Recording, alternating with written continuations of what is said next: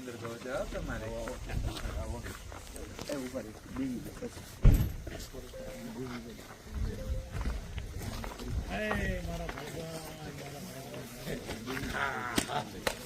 પેલા જાય ગૌશાળા છો ગૌશાળા પેલા જાય હાલો આપણે આ બધે બેઠક વ્યવસ્થા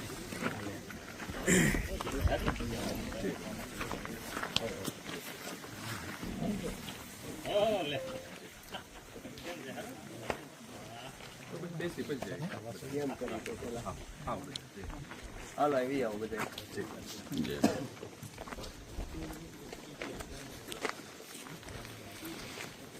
બહાર થોડુંક ઠંડી જવું છે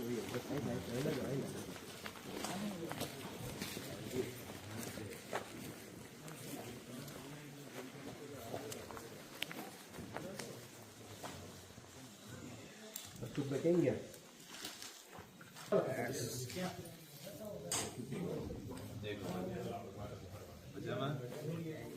વાલો કરી બધે બે જવાનું પડે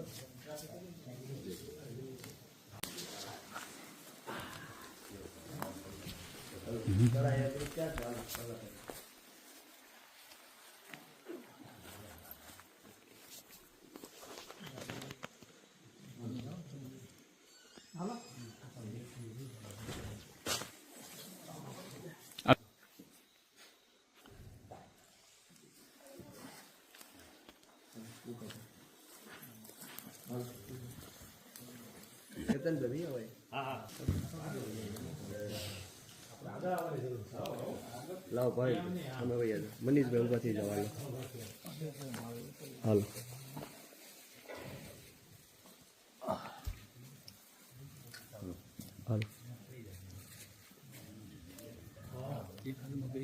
હા હારે આગળ જાઓ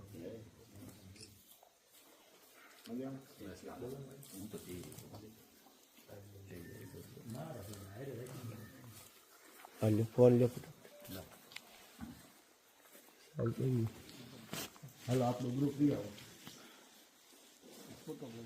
હાલો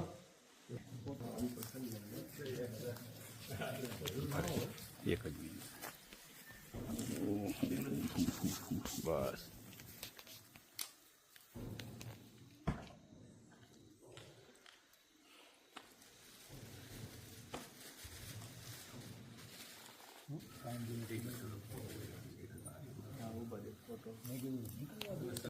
જય યોગેશ તારી સેવાનો જય ગોપાલ કઈ રાખજો વાંધો નહીં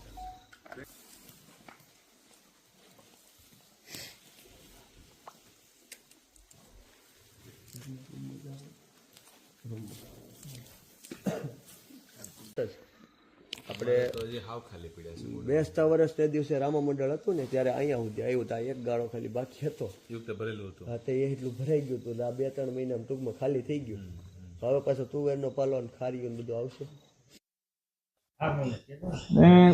ખરેખર આ અધોગતિ બળદોની જ છે અમારે જે નવી ગૌશાળા ચાલુ કરવી છે એ સ્પેશિયલ આખી નંદી શાળા છે બળદોની નંદીની એમાં આમ તો વિચાર છે 35-40 હજાર નંદીનો એટલો પ્રોજેક્ટ છે આગળ જ્યાં સુધી બળદ તો બધે છે નંદીનું ક્યાં હા એટલે એનું ક્યાંક તો વ્યવસ્થા કરવી પડશે આ બધાની ક્યાંક તો કરવું પડશે એક છે બાકી તો આ 40 થી 50,000 નું ટાર્ગેટ છે અત્યારે 40 થી 50,000 આવા તારે 15-20 યોગેશ આપો તાર થાય ને આ બધાય યોગેશભાઈ કેવા નથી તમારા વિડિયોમાં તમે વિડિયોમાં બોલો ને કે તમે તમારે ઘરે જીક્યા એટલે અમારે બાવા બધું ખરેખર આ અમારું કામ થોડું છે અમે મૂક્યો આ બળદોને હાચવવા કે ગાયોની ગૌશાળા આશ્રમ પૂરતું બરાબર છે પણ આ બધું અમારું તો કામ નથી ને અમારું કામ સાધુનું કેટલું છે ભજન કરવું અને સમાજને સાચા માર્ગે લઈ જવું બરાબર પણ હવે જયારે સમાજ ચૂકે પછી સરકાર ચૂકે સમાજ ચૂકી જાય તો સરકારની જવાબદારી છે સરકાર પણ નથી કરતી ત્યારે સનાતની સાધુ આગળ આવવું પડે છે કોઈ પણ ક્ષેત્રની અંદર એમ અને બીજું કે આ બાબતની અંદર એક ચિંતાનો વિષય એ છે કે કે જો ગાય નહીં બચે ને તો હિન્દુ ધર્મ નહીં બચે. 100 વાતની એક વાત, ગાય નહીં બચે ને તો કાંઈ નહીં બચે. હવે આપણને વિચાર આવે આવું કેમ, એવું કઈ થોડું હોય ગાય વહી જાય તો. આપણા શાસ્ત્રમાં કીધું છે કે જે પ્રદેશમાં જે સ્થિતિ ગાયની હોય એ પ્રદેશમાં એ સ્થિતિ ત્યાંના માણસની થાય. હવે તમે ઓલ ઓવર સર્વે કરવા નીકળો તો જે પ્રદેશમાં 500 કિલોનો નંદી નહીં હોય ને ત્યાં 100 કિલો માણસ નહીં હોય. જ્યાં 500 કિલોનો નંદી નહીં મળતો હોય ત્યાં 100 કિલોનો માણસ તમને નહીં મળે.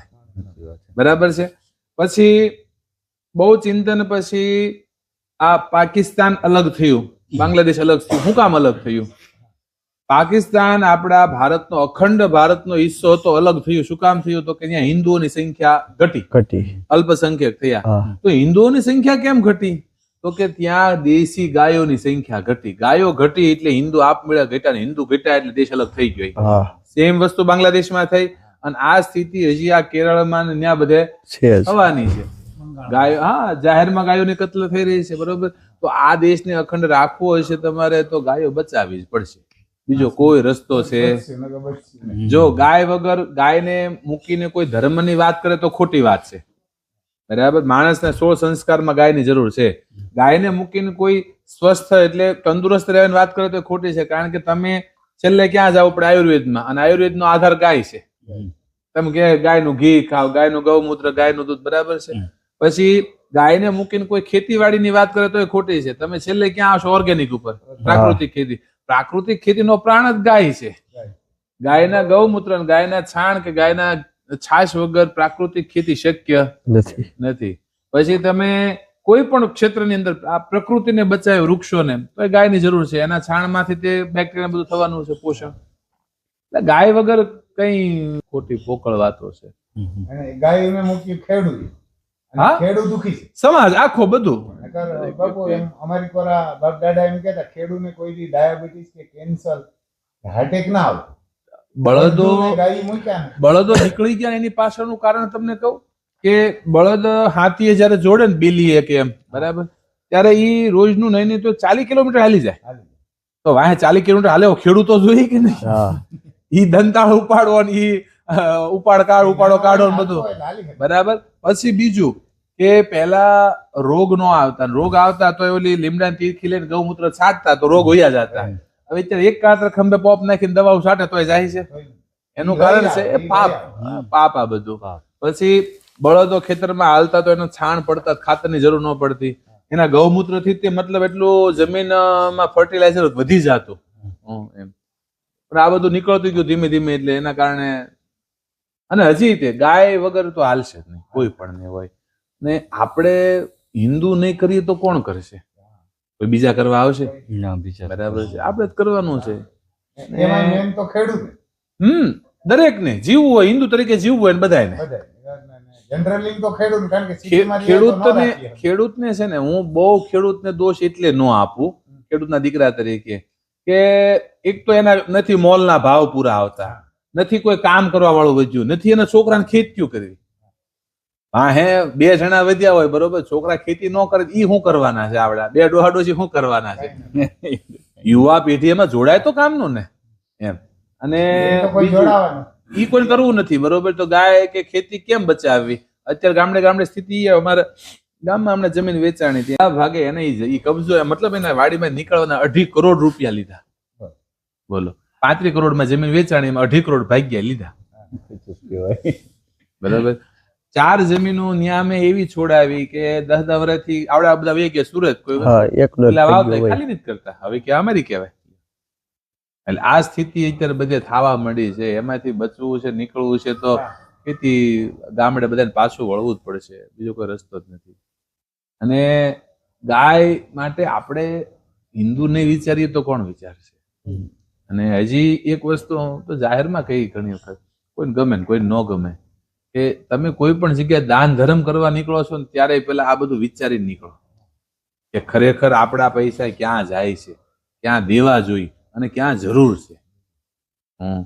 મોટા મોટા તમે ગમે એટલા મંદિરો બાંધો તો એનેથી કઈ બચી જ જવાનું બધું. એના માટે કઈક તો એનું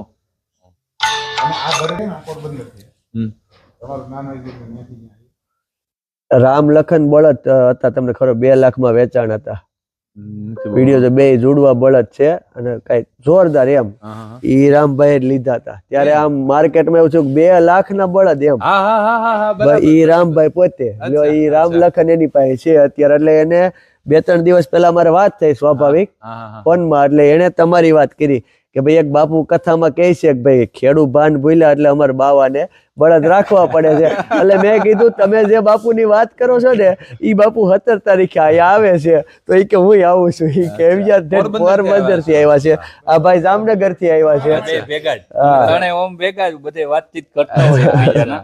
એટલે પછી મેં કીધું હાલો તો હવે મારે ઈચ્છા ઘણા સમયથી હતી રફાળા આવવાની, પણ કઈ સમય સંજોગ કઈક થતા નહીં, સ્પેશિયલી નીકળવાનું.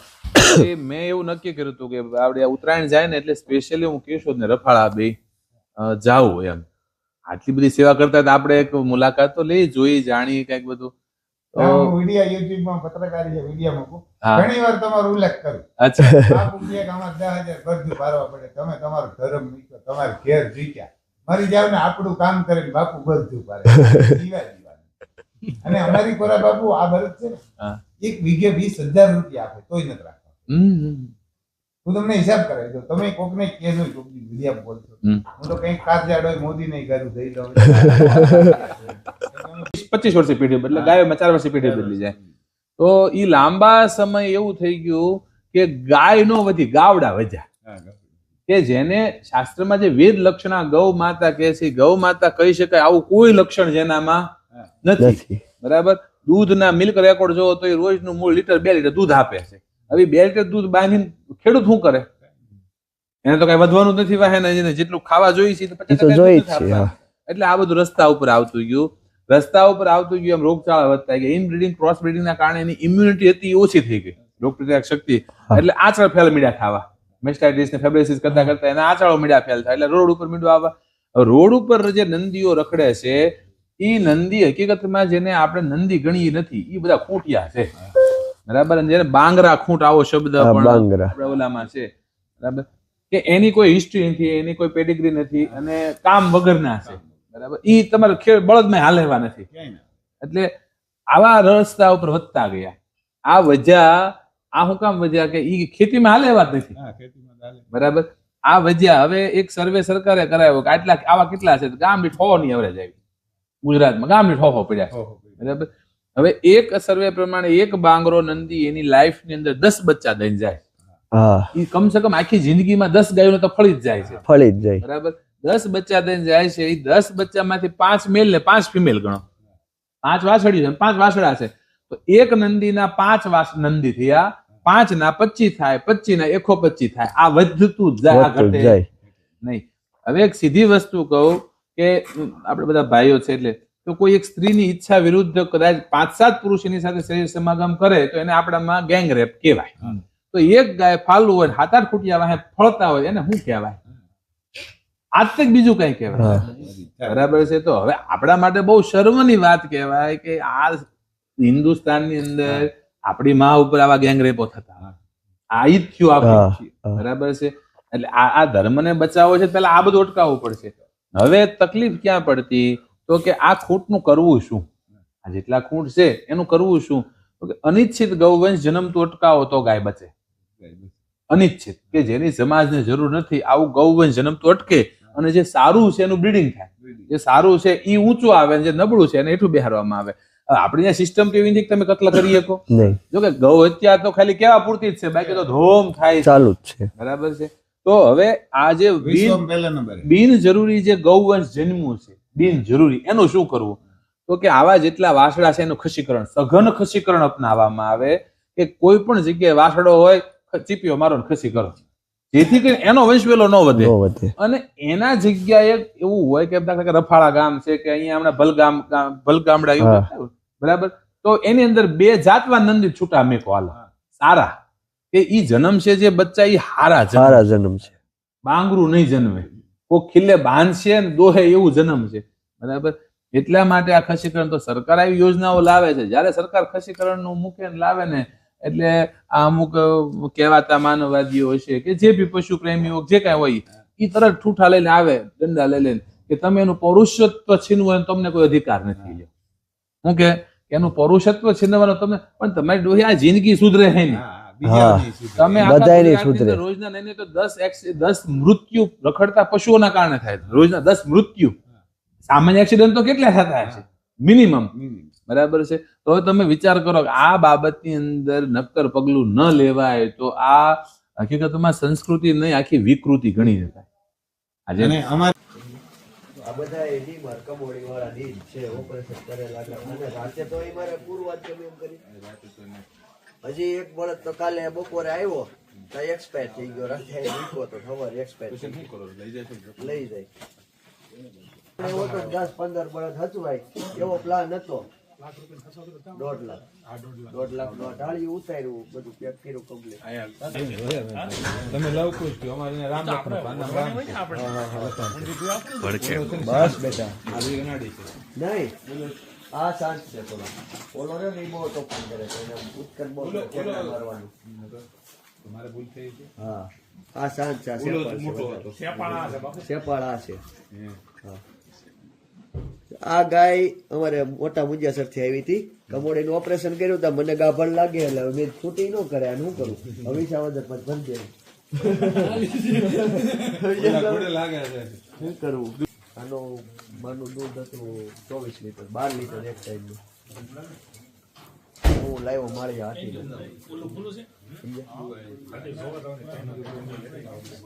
નહીં. આ ઈ ભાઈ કઈ કીધું મેં લઈ લાઈટ આ એકલે બત્તી છાળિયાત છે, છૂટ્યું હોય રાતે. આ ઘોડી સુરત થી લાવ્યો ગાંધારી ગૌશાળામાંથી, મરવા પડી હતી હાવ. થઈ ગઈ કમ્પ્લીટ અત્યારે. અત્યારે ઘણો ફેર પડી ગયો. મારવાડી છે, મારવાડી.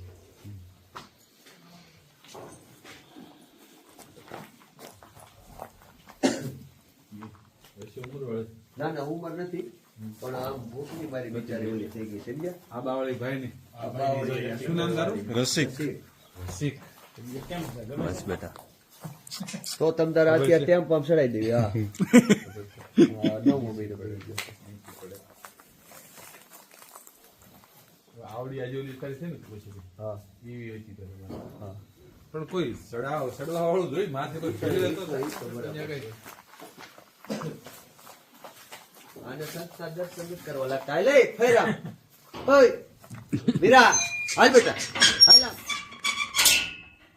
હાલ આમ. નીંદર કરે છે વર્ષની. આવડી આવે છે. આ 10-11 વર્ષની થઈ. બસ બસ બેટા બસ હા, એ છાની હતું ને કે નથી એટલી સારી. બસ બસ બસ. માનતી ન હોય ને. ચડાવ બધે આવું કમ્પ્લીટ કવર કવર ગોળાની કમ્પ્લીટ.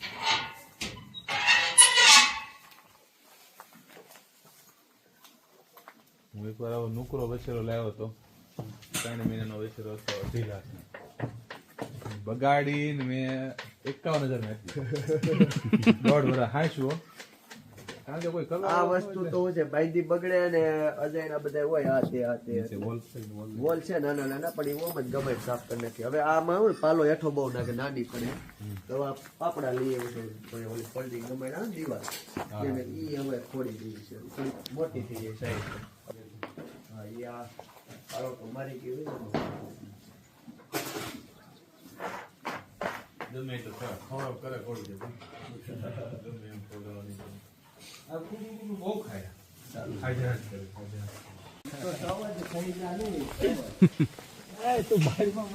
નો બંધ કરી દેજો આ દૂધ લગાડે નહીં, ભડકે નહીં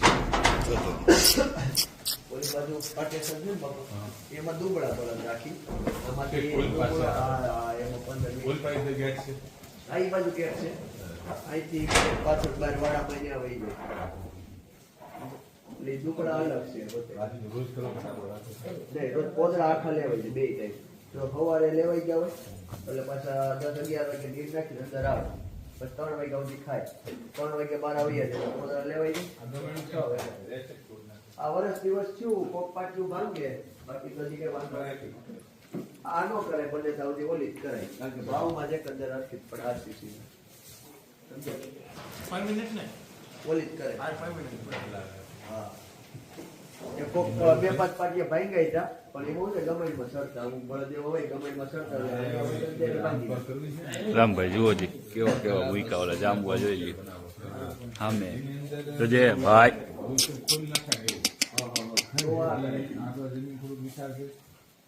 પ્લાનિંગ પછી લેવો અત્યારે પેલા ચાલુ કરી દેવું બનાવીને કમસે કમ એની અંદર 800